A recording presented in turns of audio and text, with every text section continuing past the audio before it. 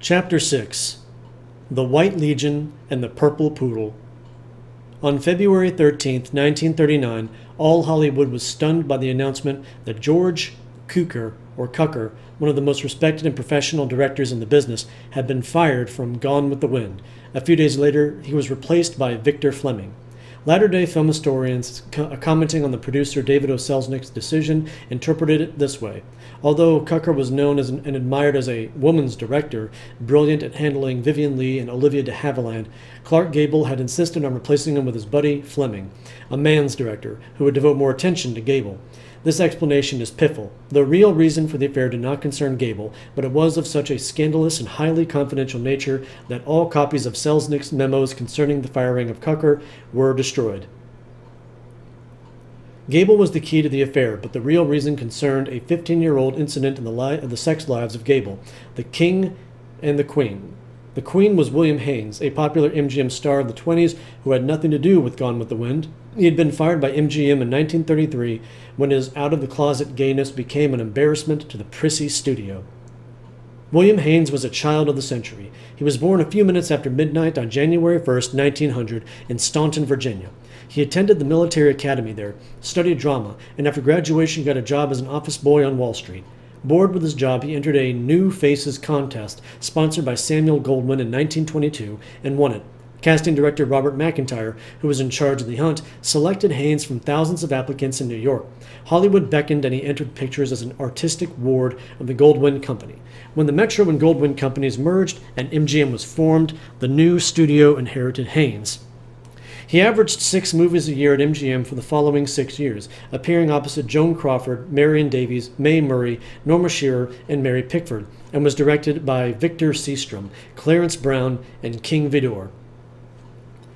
His early films were a varied bunch. The versatile 6-footer played comedy or drama with skill and a lively pantomimic style. By the late 20s, he was one of the most active and popular stars in the MGM constellation and became typecast in the sort of role his fans preferred. A breezy, charming, but often arrogant, wisecracking young man, a sort of male flapper, always ebullient and peppy. He usually acted as if he were on speed, who was generally brought down a peg or two by the girl he loves. In Slide, Kelly Slide, a baseball comedy, he was a swell-headed pitcher. In Spring Fever, a stuck-up champion golfer. In West Point, a conceited football player. And in The Smart Set, a brash sportsman who referred to himself as America's gift to polo. In the last reel, once his arrogance was scratched, he was always revealed to be a true blue good egg. The New York Times review of King Vidor's The Wine of Youth curiously remarked that Hal, the character played by Haynes, tried, quote, to make it a gay adventure, end quote. In Tell It to the Marines, one of his more interesting movies, Sergeant Lon Chaney and new recruit Haynes have what can only be described as an odd love-hate sadomasochist love affair. Haynes was the first MGM star to face the ordeal of the microphone and alias Jimmy Valentine in 1928. The film was completed as a silent, but with other studios coming out with sound pictures, Irving Thalberg ordered it back into production, and Haynes and co-star Lionel Barrymore repeated their parts for the last 2 reels with sound. Techniques were still clumsy, and the mics were hidden in bouquets of flowers or under tables. The film was a big hit, but Haynes described the coming of sound to MGM this way. It was the night of the Titanic all over again. Haynes was as breezy and wisecracking off-screen as on, and quite popular, not only with Tinseltown Society, but with crew members, property men, and studio grips, whom he had often greeted with a friendly pat on the butt. He was... Yeah, these days that doesn't fly. He was a popular and relaxing court jester at MGM, which certainly needed one, for it was the stuffiest of all the studios. With the advent of sound, L.B. Mayer ordered that all contract players who had not extensive stage training should receive elocution lessons. One afternoon, the voice teacher was giving lip exercises to a group of actors and asked Haynes to recite quickly the phrase, "Sweet Sister Cecilia seated ceremoniously 'neath the sun-kissed spruce." Haynes got bored with repeating the tongue twister and started to mumble. The teacher chided him. "The trouble with you, Mr. Haynes, is that you're lip lazy." Haynes, whose reputation for giving good head was legendary in Hollywood, replied, "I've had no complaints," which broke up the onlookers. At first, Thalberg took a liking to Haynes and approved of him as an escort around town for his sister Sylvia, who had been given a nepotistic, well-paying job in MGM's script department. Haynes often accompanied Irving and Sylvia on weekends to Lake Arrowhead. However, The boy wonder producer detested physical contact with most people, and Haynes lived to regret his prankish, familiar ways. After his marriage to Norma Shearer, Thalberg and wife arrived at a party given by Marion Davies at San Simeon, the palatial Xanadu built by her lover, William Randolph Hearst. The Thalbergs were dressed identically as West Point cadets. Haynes goosed Thalberg, then said, "Excuse me, Irving, I thought you were normal." The producer took umbrage at this harmless goosing, never forgave Haynes, and was of no help whatsoever to his former friend when L.B. Mayer decided to fire the Fagula. The storm broke in 1933. Under Mayer's iron hand, Howard Strickling, the head of publicity at MGM, made sure that the press reports on the activities of the studio stars conformed to a strict image, an image as scrubbed and controlled as anything about the Third Reich coming out of Hitler's Ministry of Information. Romances were encouraged or destroyed, elopements provoked, abortions arranged in Tijuana, all according to what Thayer and Strickling decided would best feed the voracious box offices of Loew's theater around the country. The male image at the studio was extremely important. He-Man Gable, the sportsy outdoorsman, the great lover John Gilbert, Wallace Beery, the big folksy slob with a heart of gold. In real life, Beery was a real turd of a toad. When a few blind items, obviously referring to Haynes, appeared in the columns intimating that the actor was a pansy, there was a panic in MGM PR land. A ton of press material was immediately fabricated to provide the news that Haynes had suddenly fallen in love with Pola Negri. Photos of a king-sized bed, selected by Pola and Billy to be shared by them after marriage, were distributed to the fan mags. Things went from bad to worse. Haynes loved his boyfriend, Jimmy Shields, his ex-stand-in. But like most gay men, he liked to play around a bit from time to time. He had a thing about uniforms. He had worn them himself in Tell It to the Marines, West Point, and Navy Blues. He liked wearing prop uniforms, but even more, he enjoyed making out with the real thing in downtown L.A. They met in Pershing Square, the Hollywood star who impersonated servicemen on screen, and an honest-to-goodness cutie pie U.S. sailor 10 years his junior, on liberty from a ship docked at San Diego. The babbling fountain surrounded by palms was a notoriously gay pickup spot. From there, the horny, newly formed couple repaired to the no less notorious downtown YMCA, where Haynes rented a room on the 7th floor. The tryst in the seventh heaven was not long of duration. It was rudely interrupted by a house dick in the vice squad. As handcuffs snapped, 2 careers were terminated, the sailors in the Navy and Haynes at MGM. L.B. Mayer was informed of the bust at once, and exploded. It had only been a few weeks earlier that, provoked by the gossip column items, the Weasley, straight, lecherous mogul had given the handsome gay leading man an ultimatum: ditch Jimmy Shields and acquire a wife in the form of Pola Negri or another respectable actress, or give up his career. On learning of the arrest, Mayer fired Haynes instantly. In any case, the Weasel decided it was not a bad business move. Recent polls had shown that the 33-year-old actor, the oldest college boy in North America, was slipping at the box office. Mayer's morals were as flexible as the rubber band around a roll of $2 bills.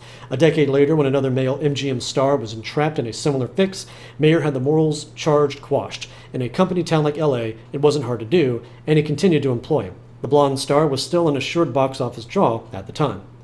The majors were a mafia.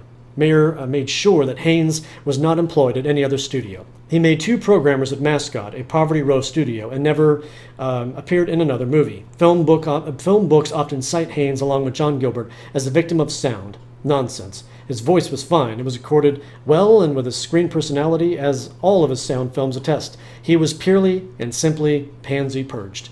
In 1950, at the height of his second career as a decorator, Haynes was offered a cameo role in Sunset Boulevard, appearing in the company of H.B. Warner and Buster Keaton. He refused and told Billy Wilder, "I'm content with my work. It's clean, no mascara on the face." Shed no tears for Billy Boy. He had a good life and a sensible one. He hedged his bets and his beds carefully. As early as 1930, when straight as a rod silent male stars and popular divas of the silent screen who had been cursed with screechy voices were falling by the wayside, Haynes laid the basis of his second career. He had always had a passionate amateur interest in decorating and had excellent taste. In 1930, he set up his secretary, i.e. lover, and stand-in, Jimmy Shields, in the decorating business with himself as silent partner. The firm did moderately well for a few years. Haynes, still busy with picture work, never had time to decorate an entire house. When his movie career was shattered, 3 great stars who became lifetime friends, who appreciated his talent, his polished good nature and gossipy ways, and for whom Haynes was a brother-sister surrogate, Carol Lombard, Joan Crawford, and Marion Davies, gave him immeasurable help in starting his second career. In 1934, after her divorce from William Power, Carol Lombard went looking for a home of her own. She bought a simple, medium-sized house and engaged Haynes to do the entire place. Haynes decorated Lombard's home to match her personality and created a gay, feminine, and slightly screwball interior. While they were discussing the work to be done, Carol would often walk around stark naked in front of Haynes. He described one session this way. "She was late for a tennis date, but she wanted to continue our conversation while she changed. I was startled when she stripped completely, staring at me all the while, going on about Hepplewhite and Sheraton. She never wore a bra. Oftentimes she didn't wear panties either, and this was one of those times. She saw my surprised look, and I remember her saying the cutest thing. 'I wouldn't do this, Billy, if I thought it could arouse you.'"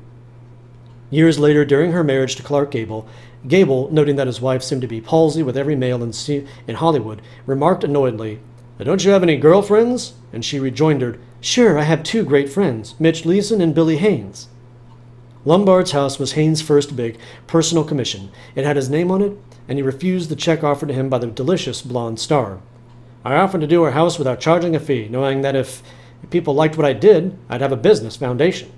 For Lombard's home decor, Haynes went against the grain of the Hollywood modern style with its accent on white, which had become a Tinseltown cliché.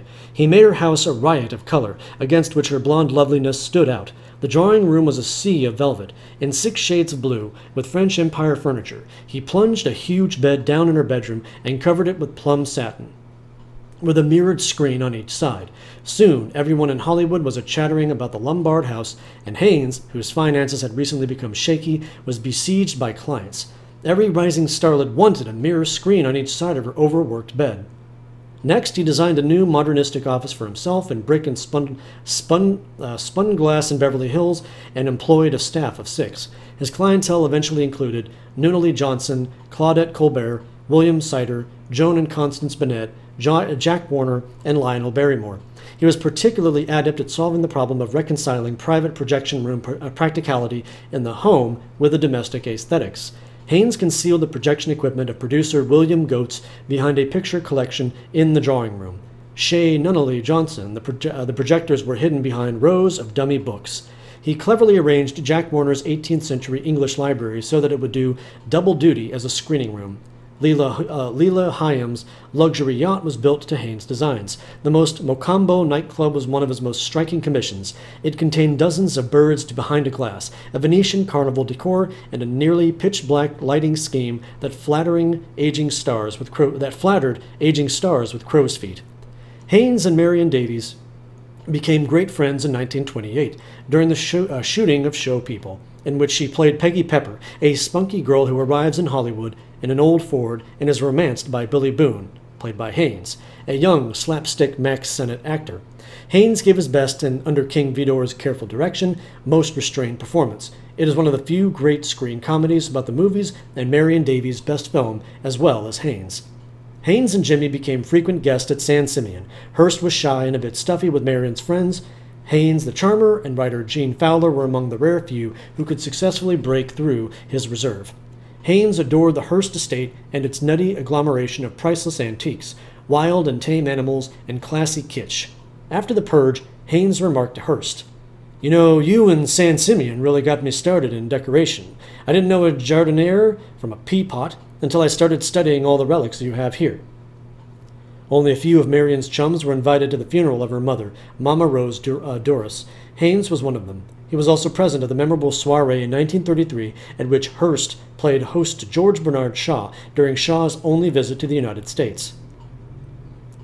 Haynes' finest hour at San Simeon occurred during a party for Eleanor Glynn. She had written 3 Weeks, one of his earliest movies, but her greatest claims to fame had been the invention of It. She had decided that Clara Bow was the epitome of It. A film called It was hastily produced, starring Clara, who went down in screen history as the It Girl. Miss Glynn even appeared in the film to explain what it was. She defined it as a strange magnetism which attracts both sexes. Having or not having it immediately became a big deal in Hollywood. The self-important Miss Glynn was standing near the swimming pool, holding court and handing out marks, when she returned to Haynes and announced to the assembled guests that he definitely did not have it. At this very moment, Jerry, Hearst's pet chimpanzee, who had been listening to Glenn's discourse, defecated and threw some turds at her. As she frantically attempted to brush the monkey dew from her trailing scarves, veils, and turban, Haynes turned to her and remarked, "Well, we can all see that you have it." Haynes had befriended Joan Crawford, or Lucille LeSueur as she was then known, when she first arrived at MGM in 1925. He introduced her to the Power Boys and gave her pointers on how to deal with them. Through Haynes, she met Carrie Wilson, who cast her as Miss MGM of 1925 in a short promo film for the annual Exhibitors Convention. They appeared together in 4 films: Sally, Irene, and Mary, Spring Fever, West Point, and The Duke Steps Out. One evening in 1932, Haynes was seated near Franchot Tone at a dinner party chez Tallulah Bankhead. Tone repeated a few raunchy stories about Law Crawford that were going around town. Haynes bawled him out. "Never say another word about her until you meet her. When you do, I bet you'll fall in love with her." Sure enough, they met and appeared together in Today We Live, and were married. They secretly lived together several months before the wedding in Joni's Brentwood house, which had been decorated by Haynes in a combination of modern and antique English furniture. Joan's home became a set where she could play Mommy Dearest for the fan magazines and photographers. One room designed for her by Haynes was intensely private, the largest room in the house, which she called my workshop. It looked like a hospital operating room, done in chrome and glass with glaring light, but it was Mommy's dressing room. It contained massage tables, a hair dryer that disappeared into the wall, vast circular racks for clothing, glass drawers, and shelves to contain her 200 pairs of shoes. Oh my God. Haynes had created a deliberately cruel lighting system, the sort of harsh lighting flashed on by bars at closing time to drive customers back on the streets, so that if her makeup was correct there, it would pass muster under any light. Many of Joan's favorite private hours were spent in her workshop creating Joan Crawford, with a little help from Bill Haynes' appurtenances. Appurtenances? Appurtenances. I've never seen that word before. It is what it is. Look it up. Haynes often visited Joan with his lover, Jimmy. Their pet name for Crawford was Cranberry. Many uncles turned up at the Brentwood house, generally to ball Mommy. Uncle Willie and Uncle Jimmy were once balling each other and were great favorites with Christina Crawford. Mommy often told her that Uncle Willie and Uncle Jimmy had the best marriage in town. June 3rd, 1936 was a night in the marriage of Uncle Willie and Uncle Jimmy that they would never forget, a night that was no honeymoon. The Twilight Men, as homosexuals were then dubbed in Hollywood, led largely closeted lives, even in the studios, where they worked as actors, dancers, designers, hairdressers, dressmakers, and makeup artists. Closets were for survival in the film industry as elsewhere, and gay caballeros, faced with homophobia among the populace and constant vice squad raids led by the authorities, were obliged to tiptoe with care through the tulips of Tinseltown. Haynes and his coterie of friends had taken to avoiding the better-known beaches of Santa Monica and Malibu. Haynes rented a house on Moonstone Street in the hideaway beach town of El Porto, just south of Manhattan Beach. Taking the lead from Haynes, a few lavender buddies were also in residence there for the season. It was a perfectly harmless and peaceful pocket of poofs, a relatively discreet but swishy microcosm, nothing like the full-scale suck-and-fuck gay communities in latter-day Fire Island. Children were not molested. Local husbands were not seduced. But Orange County, even in the 30s, was a cesspool of right-wing reaction, and middle-class El Porto was home base for the White Legion, Southern California's version of the Ku Klux Klan. And it was obvious to many of the local impulsive haters that a fairly large ball of alien fluff had landed on their beach. It was almost perceived as a menace from outer space. Bill Haynes' toy poodle, who answered to the name of Lord Peter Whimsy, had been dyed purple by its owner in a moment of gay abandon earlier that year at Easter. The purple pooch was a sort of surrogate child for Jimmy and Billy. Closeted like themselves, he had nonetheless been trained to camp it up at home, and the curious canine queened it over Haynes' private bachelor parties like a four-legged Franklin Pangborn. El Porto Beach seemed safe enough. The flamboyant poodle was often seen romping in the sand, accompanied by a gaggle of sand-kicking, flaming creatures who startled the seagulls and eventually aroused the locals to action. That evening after dinner, as Haynes and friends left the house and approached their cars to start back for Hollywood, they were approached by a group of hooded, white-robed men who warned them not to come back. Haynes and Shield were knocked down, their cars smeared with tomatoes and eggs. Later, new hostile figures appeared in the night, a veritable lynching party. Get the fruits. Bash the fags. Lord Peter was kicked senseless. Haynes received 2 black eyes. His nose bleeding and lip cut. The actor, Jimmy, the poodle, and 3 shaken guests were shoved into the car. They drove out of town amidst hoots and jeers. The Queen's retreat from El Porto Beach was a nightmare tableau that none of them ever forgot. For the rest of his decorating career, Haynes shied away from white sheets and introduced the first color-coordinated designer bed sheets for his celebrity bedrooms. The incident that precipitated the mob action was absurd. Earlier that day on the beach, a 6-year-old local boy had befriended the colorful bunch of Haynes' house guests, playing with the poodle and tagging along after them all afternoon. When the bright little boy, whose name was Jimmy Walker, followed them back to the beach house, Jimmy Shields gave him 6 cents and told him to run along home. Parental paranoia construed the innocuous incident into a charge of molestation, which roused over 100 of the townspeople to don their white Legion gowns and storm the Haynes party. The next day, the Walkers brought little Jimmy to the police to testify, but the case was dismissed for lack of evidence. Haynes never returned to El Porto Beach.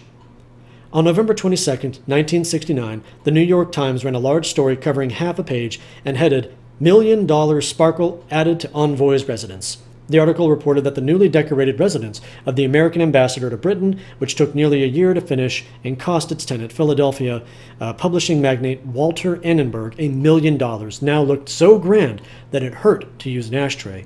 For an entire week, Annenberg led reporters from many countries on 2-a-day, hour-long tours of the Great House. "We operated as a team under the Haynes flagship," the ambassador said. Haynes and Annenberg had first met when Haynes undertook the decoration of the Annenberg's desert house in Cathedral City near Palm Springs, a job that took 5 years. The desert house, called Sunnyland, was conceived by Haynes as a great solarium with orchids, lava stone out of Mexico, floors of pink marble from Portugal, rooms divided by plants. Winfield House in Regent's Park, the London ambassador's residence, had been given to the United States government by Barbara Hutton in 1946. The place was filled with Monets, Gauguins, Cézannes, Van Goghs, Renoirs, and Toulouse-Lautrecs. Its magnificent decoration by William Haynes was the finest hour of his brilliant second career. Haynes died of cancer in December 1973. He left everything to his 2 sisters and to Jimmy Shields. Shields killed himself a year later. His suicide note read, "It's no good without Billy." In 1937, George Cukor gave a memorable party to honor William Haynes after Haynes had finished decorating Cukor's splendid house. Le Tout Hollywood was there, and everyone remembers the moment late in the evening when a blind drunk John Barrymore puked all over Cukor's antique satin couch. Cukor and Haynes remained close friends. Cukor never seemed to have suffered professionally for his homosexuality. Though not closeted, he was relatively discreet, and during most of his career avoided discussing the matter for publication. Toward the end of his life, he did let a whopping cat out of the bag. He revealed that he had been taken off Gone with the Wind by Selznick and replaced by director Victor Fleming because Clark Gable knew that Cukor was a close friend of Billy Haynes and assumed that Cukor was aware that, when still a bit player at MGM, he had let himself be serviced on several occasions by Haynes in order to further his career.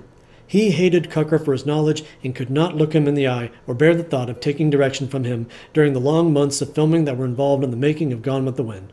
Thus, one of the great directorial shifts in film history took place in 1939 because of a few blowjobs given by Bill Haynes, who certainly was not lip lazy in 1925. And that is the end of that chapter. Hopefully that kind of discrimination is going the way of the dinosaur. Also, whoever attacked a dog, whatever member of the KKK who actually attacked a dog, I really hope you're burning in hell right now. Thank you.